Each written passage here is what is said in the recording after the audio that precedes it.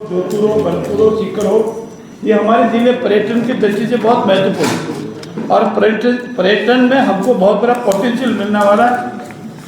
हमारा विदेशी मुद्रा मिलती है, इसीलिए राजस्थान पर्यटन इकाई नीति 2024 बनाई गई। और दूसरा, खनिज जो हमारे ट्रांसपोर्ट होने के उपरांत सबसे अधिक फोकस हमने किया गया इस वर्ष, जिससे राजस्व सबसे अधिक आपने अनेक बार आपके समाचार पत्रों में उसका आंकड़ा छापा है। इतने वर्षों के उपरांत इतना अधिक राजस्व हमको खनिज की मार्फत मिला है। बजरी की खनिज डेवलपमेंट का हो, दूसरी जो हमारा मटेरियल उसके संबंध में हो, तो इसको और प्रोत्साहित करने के लिए खनिज नीति 2024 लाई है। और एक आपकी मार्फत रोज हर क्षेत्र में विवाद आता है कि बजरी माफिया पनप गए, बजरी टाइम पे नहीं मिल रही है, बजरी के कारण रॉयल ऑर्डर में भी असर पड़ता है। तो उसका सब्स्टिट्यूट करने के लिए बजरी के लीज आवंटित हो रही है, वो बहुत गति से आवंटित हो रही है, लेकिन उसका सब्स्टिट्यूट करने के लिए आज राजस्थान में एक नया उजाला किया है। राजस्थान एम्स एंड नीति, जो हमारा एम्स एंड है, जो दूसरे तरह के मटेरियल निकलता है, जो वेस्ट है, जो पड़ा रहता है, उसका कोई उपयोग नहीं होता है, उसको उपयोगी बना करके बजरी का सब्स्टिट्यूट करने के लिए राजस्थान एम्स नीति लाई है। और राजस्थान प्रयोग प्रोत्साहन नीति के जो हमारा एक्सपोर्टर्स है, उसको कितनी आवश्यकता है, वो वर्ल्ड में कैसे दूसरे देशों की कंपटीशन में आ सके, अपना निर्यात बढ़ा सके, कहाँ उसको परेशानी हो रही है, उसको दूर करने के लिए ये राजस्थान प्रोत्साहन नीति लाई है। आप अनुमान लगाइए 2023-24 में हमारा एक्सपोर्ट का जो क्वार्टर है 23,000 करोड़ के लगभग 23,700 करोड़ का है। और हमारा लक्ष्य है कि इसको बढ़ा करके कितना करना वो आंकड़ा बताओ। उससे पहले अभी हमारा स्थान इंडिया में 13वां है एक्सपोर्ट में। हम जो इंडिया में जितने हमारे प्रदेश उसमें 13वां है। हमारा लक्ष्य है कि हम इसको बढ़ा करके 10वें स्थान पर आना है। एकदम हम कहते पहले स्थान में आएगा तो संभव नहीं, क्योंकि कोई कहना और करने में बहुत फर्क है। 10वें स्थान पर लाना है। और इसमें विशेषकर हमको इंजीनियरिंग का सामान, जेम्स एंड ज्वेलरी, टेक्सटाइल्स, कृषि एवं खाद्य उत्पादन, धातु उत्पादन, पत्थर, हैंडीक्राफ्ट, सैंडस्टोन, ये सारे इतने हैं जिसको हम आगामी 5 वर्षों में 1.25 से 1.25 लाख करोड़ तक बढ़ाने का हमारा लक्ष्य है। और हमारा संकल्प है कि शायद ये 10वें से 5वें स्थान पर भी अगर हमारा लक्ष्य पूरा हो गया तो हम इंडिया में इस लक्ष्य में आएंगे। और इसकी सब्स्टिट्यूट जरूरी है, इसीलिए आज हमने अक्षय ऊर्जा परियोजनाओं, पार्कों, बायोमास परियोजनाओं, ग्रीन हाइड्रोजन परियोजनाओं एवं स्टोरेज आधारित परियोजनाओं को प्रोत्साहन देने हेतु नवीन राजस्थान एकीकृत स्वच्छ ऊर्जा नीति को भी मंजूरी दी है। तो ये 9 नीतियां इसीलिए आज कैबिनेट ने मंजूरी दी है कि हमारा राजस्थान एक विकसित और समृद्ध प्रदेश बने और हिंदुस्तान में हम आगामी 3, 4 और 5 वर्षों के अंदर अंदर 10वें विकसित राज्य के रूप में प्रोत्साहित, ये मोटे मोटे रूप में था। एक विशेष रूप से मैं आपसे निवेदन भी करना चाहूँगा। आप सब अनेक सांख्यिकी दृष्टि से भी देखते होंगे, हमारे स्टेट की जीडीपी अभी 3.4% जीडीपी है। हमारा लक्ष्य है कि इसको हम 2025 तक 5% तक और 2047 तक 8% ले जाने का हमारा संकल्प है। और जब तक हम 2047 तक 8% नहीं ले जाएंगे, हम हिंदुस्तान के अन्य प्रदेशों के कंपटीशन में विकसित प्रदेश 1, 2 और 3 की स्टेज पर नहीं आएंगे। रोजगार अभी हमारा 35 लाख के लगभग है इसमें, उद्योग है, खनिज उद्योग में। हम 2025 से 25 लाख और 2047 तक 1 करोड़ लोगों को रोजगार इसमें सेक्टर में देने का लक्ष्य के साथ चल रहे हैं। और इसी के तहत हमारी इंडिया पॉलिसी प्राइवेट सेक्टर को इसमें शामिल करना, इसी जो मिलती है, जो फॉर्मेलिटी जो इसी देना वो देना, सब एक ही साथ। और आज हमने जो नीति बनाई उसमें तय किया है कि कोई भी माइनिंग लीज, माइनिंग एरिया देने से पहले इसी फॉर्मेलिटीज है वो कंप्लीट होने के बाद ही ऑप्शन करें।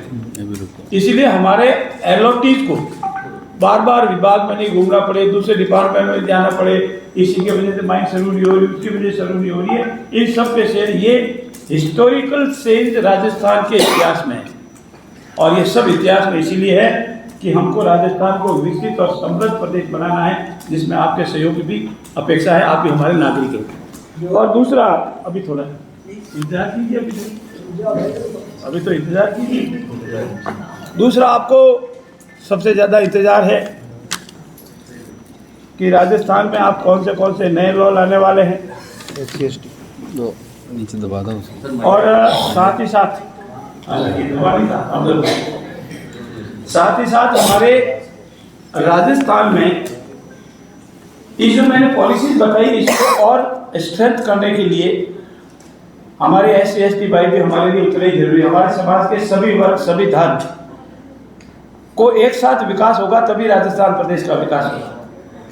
राजस्थान प्रेगनेंसी एक्ट की धारा 16 और राजस्थान प्रेगनेंसी की धारा 42B के कारण हमारा जो SC वर्ग का भाई है उसकी जमीन ट्रांसफर नहीं हो सकती, उसी को SC वर्ग को ही ट्रांसफर हो सकती, दूसरे वर्ग को ट्रांसफर हो सकती, तो वो इस कंपटीशन में कहीं कहीं हमसे पीछे जाता है। तो उसका आज एक नया इतिहास कायम हुआ है।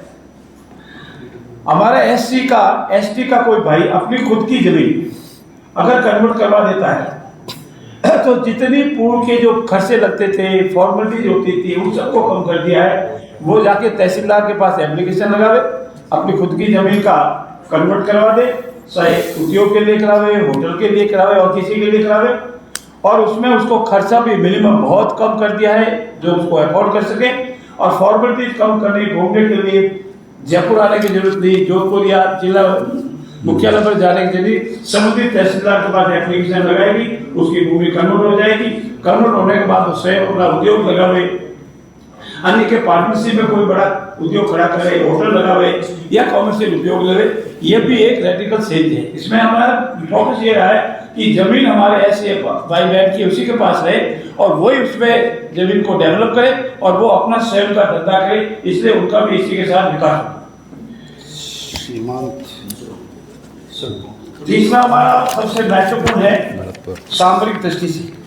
हम पाकिस्तान से सबसे नजदीक बॉर्डर में रहने वाले प्रदेश के लोग हैं, और आप रोज आए दिन सुनते हैं घुसपैठ, आजकल ड्रग सप्लायर्स ऊपर से सीधा फेंक देते हैं, और इन सबको रोकने के लिए अनेक तरह के प्रयास किए। तो गवर्नमेंट ऑफ इंडिया ने हमसे ये कहा है कि आप लैंड अलॉट कीजिए, और हम हमारे जो वायर फेंसिंग है जिसका आपको बिल्कुल जानकारी, उसके पैरेलल पूरी रोड बनाएंगे ताकि मॉनिटरिंग पूरी हो सके। वहाँ से हमारे साथ BSF का व्हीकल है, साथ मिलिट्री का व्हीकल है, वो आराम से गुजर सके, देख सके, मॉनिटरिंग कर सके।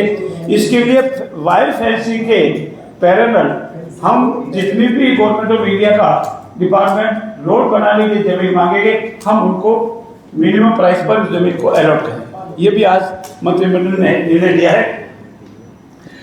उसके बाद आपके सामने एक आता है Rajasthan provision of unlawful conversion religion bill, जिसको कहते हैं धर्मांतर कानून। इसके लिए अनेक बार आपसे प्रश्न है, आप वो पूछते हैं कब होगा।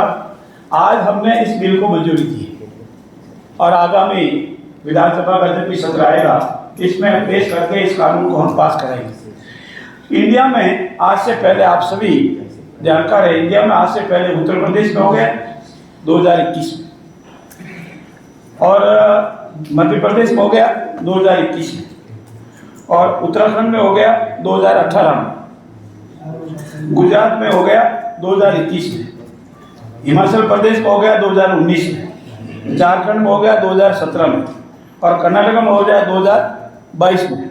और मित्रों के ध्यान से सुनना, उड़ीसा में हो गया था 1967 में, और भी प्रदेशों ने किया है, और आज हमने भी किया है। इसमें संविधान का आर्टिकल 25 हम सबको अंतःकरण से अपने धर्म को मानने की शक्ति प्रदान करता है। हम सभी धर्मों को बराबर मान्यता देते हैं, उसको मानते हैं। धर्म की मान्यता हमारे देश में अपने अपने इच्छा अनुसार, अपने जन्म के अनुसार धर्म अपनावे, पूजा पद्धति अपना, उसको कोई ऐतराज नहीं। लेकिन आर्टिकल 26 ये कहता है कि हमारे इस सदाचार को बनाए रखना भी हमारी जिम्मेवारी है। किसी को प्रलोभन देकर, आर्थिक सौदेबाजी दिखाकर, गलत तवज्जो देकर, उसकी अनपढ़ता, बलमानसता, आर्थिक कमजोरी का नाजायज फायदा उठाकर अन्य तरह से प्रलोभन देकर, वास्तविक स्थिति से अनुरोध कराकर, परिवार और अन्य लोगों या रिश्तेदारों से बिना जानकारी करवाए या प्रशासन को बिना सूचना दिए धर्म परिवर्तन करवाता है तो इसको हम जबरदस्ती धर्म परिवर्तन मानते हैं। और इसको रोकने के लिए आज हमने ये कानून लाया है। अलग अलग प्रदेशों में अलग अलग इसके सजा के प्रावधान है या इसका रोकने के तरीके हैं। अगर आप उत्तर प्रदेश में लेंगे तो फर्स्ट बार में होता है तो 1 से 5 साल की सजा है। हमने भी इसमें 1 से 5 साल की सजा का प्रावधान किया है फर्स्ट टाइम अगर कोई जबरदस्ती धर्म परिवर्तन कराता है। और अगर कोई नाबालिग है, महिला है, बहन है या SC और ST का कोई भाई है और उसका अगर कोई धर्म परिवर्तन करवाता है, जिस कैटेगरी का धर्म परिवर्तन रेफरेंस बताइए, तो उसे 3 से 10 साल की सजा है। और हमने भी इसमें ऐसी सजा के प्रावधान किए हैं। मल्टीपल और अगर सेकंड टाइम थर्ड टाइम कोई रिपीट करता है या समूह में धर्म परिवर्तन करवाता है तो उसमें सजा के प्रावधान ज्यादा है, 3 से 10 साल की सजा के प्रावधान है। मध्य प्रदेश में भी लगभग इतना ही है, उत्तराखंड में भी लगभग ऐसा ही है, पर गुजरात, झारखंड और कर्नाटका में सजा के प्रावधान बहुत ही कड़े हैं। उन सब का समायोजन कर हमने इसमें सजा के प्रावधान किए, रोकने का प्रयास किया है। और साथ अगर कोई धर्म परिवर्तन करना चाहता है तो वो 60 दिन पूर्व संबंधित कलेक्टर को, जिसको जिला मजिस्ट्रेट कहते हैं, को इतला देकर के अपनी ज्ञान के अनुसार अपनी स्वेच्छा से अगर वो धर्म परिवर्तन करता है तो उसको अलाउ होता है। लेकिन प्रक्रिया जो बताई गई है वो प्रक्रिया उसको अपनानी पड़ेगी। ये धर्म परिवर्तन के संबंध में भी आज हमने महत्वपूर्ण बिल को मंजूरी दी है और मुझे विश्वास है कि इससे जो समाज में व्यवधान पैदा होता है सामाजिक व्यवस्था में, और ये लव एंड रिलीजन की वजह से समाज में विभिन्न प्रकार की विकृतियां आ रही हैं। और आपने साक्षी हैं, हम सबके विधानसभा के गत बजट सत्र में हमारे सभी पक्षों में, चाहे वो कांग्रेस का हमारा विधायक साथी है या बीजेपी का विधायक साथी, सभी ने एक स्वर में कहा है कि इस संबंध में ये जो समाज में विकृति आ रही है, हाँ, स्वतंत्र भाई और बहन है, बेटा है, बेटी है, उसको अधिकार है वो अपने इच्छा अनुसार शादी करे। लेकिन ऐसे अनेक उदाहरण मिलते हैं कि वो किसी न किसी कारण प्रलोभन आकर के उसके कुछ समय बाद में उसको बहुत तकलीफ होती है। तो ऐसी स्थिति में हम सामाजिक मान्यताओं को, सामाजिक परंपराओं को भी मदद रखें। उसकी स्वतंत्रता का अधिकार को हम समाप्त नहीं कर सकते, उसका अधिकार है, लेकिन हमारी सामाजिक मान्यताओं को ध्यान में रखते हुए भी अगर कोई लव जिहाद कराता है तो उसको भी रोकने का इसमें प्रावधान किया गया है। कोई कन्वर्सन करवा करके इसका फायदा लेना चाहता है रिजर्वेशन का, उसमें भी हम विचार कर रहे हैं। और कोई शादी के नाम से विवाह करके इसका अन्य दूसरा उपयोग करना चाहता है, उसको भी रोकने के इसमें प्रावधान किए गए हैं। साथ ही साथ हमारा मेट्रो के फेज 2 और 3 की भी हमने इसमें मंजूरी दी है।